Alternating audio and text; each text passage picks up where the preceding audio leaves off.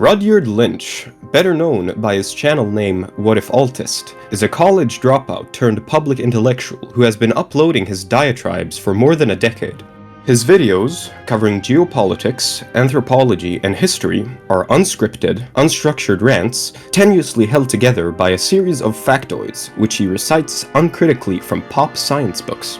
Several creators, mostly leftists, have responded to his content, never failing to include some performative exasperation at the incoherent beliefs Rudyard espouses. However, few have actually attempted to thoroughly dissect his worldview, and fewer still actually know what his worldview is. To this end, I will be analyzing his video, A Manifesto for the New Right, wherein he lays out some ideological principles for a new brand of right-wing politics, which he perceives as growing on the internet and wishes to steer in a better direction. The right is forming a new ideology today, and I see that I'm like one of 5 people who could steer this process to be something better. But should the right follow his ideas? In this video, I'll find out if this is the case. Normally, I'd recommend you'd watch his video first, so you have some context. But out of concern for the mental well-being of my viewers, I'll caution against that. First, let's go through his central thesis, which is founded on the idea that God is evolution.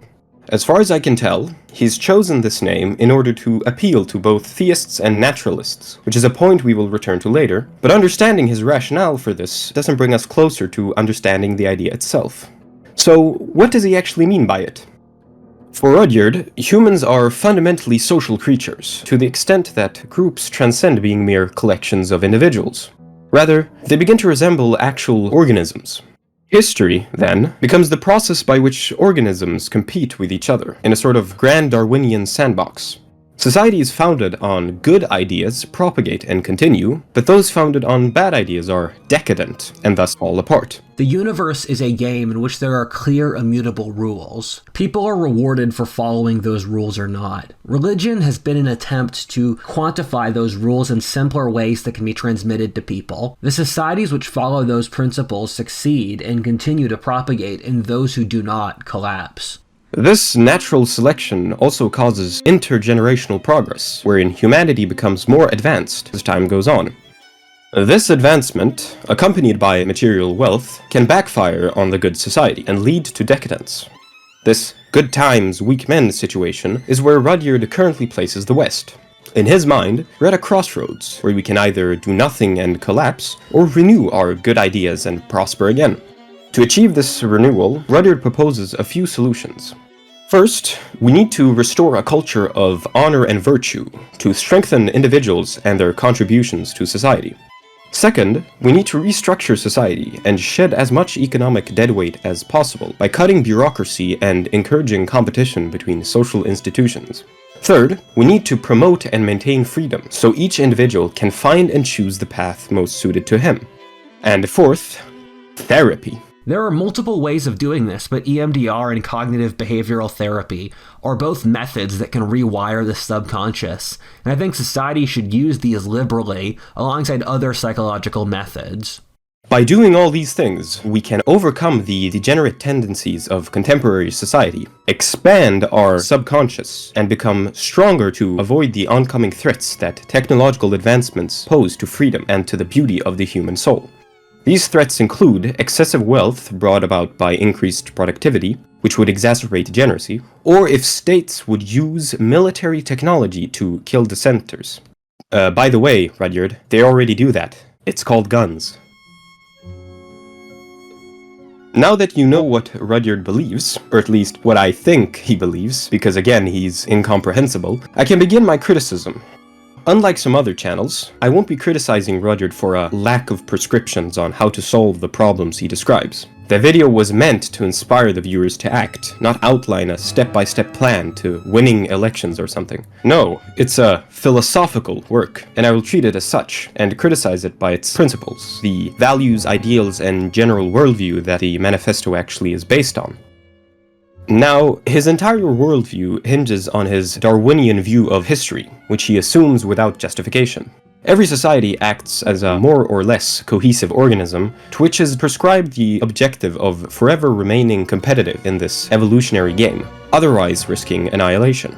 So, if survival becomes the only goal, and what is meant by survival is not exactly clear, and it must be achieved by any means necessary, then any system of morality which jeopardizes its own proliferation must be done away with. Let me give you an example. The Nazis perceived the Jews as an existential threat to the survival of the German people, or whatever. Therefore, the extermination of the Jews would become completely justified. In a world where the Holocaust is so enormous and so obviously evil, we have Modern sensibilities, believe it or not, generally see the eradication of a group of people to be immoral, but Rudyard's system cannot meaningfully object to it. Does this imply that Rudyard doesn't believe in objective morality? Of course not. That would make too much sense. He makes several references to moral facts, among other things. I believe each major civilization has developed a great moral truth, or maybe multiple, some examples of which I have here in this text wall. The West developed freedom, But these are nullified by establishing survival as the only objective goal of society. This reconciliation of objective and subjective morality, which should be amenable to theists and non-theists, is ultimately an unacceptable compromise for both parties, as spiritual language is added where the non-spiritual sees no need, and the theist's deity is entirely ignored. A divinely ordained objective morality cannot solve the moral issue intrinsic to an evolutionary teleology. Having mentioned teleology, it begs the question, why should I adopt this ideology? What's in it for me? Although Rudyard views the increase of Darwinian-esque competition to be the sole underlying driver for societies historically, and that improving society, whatever that means, amounts to following that pattern, he never actually explains why conscious entities follow this path, or, in other words, why we ought to adhere to this objective course. How is this course even objective? The theist's response would be that it's God's will that we do so, but the naturalist is sunk. He can only advocate for this ideology because he believes it to promote wealth, freedom, or whatever else they think is beneficial. This amounts to saying Rudyard's ideology would become merely contractual like every other, certainly not something to die for as he suggested. Basically, all this just becomes a contrived libertarianism rather than anything truly novel.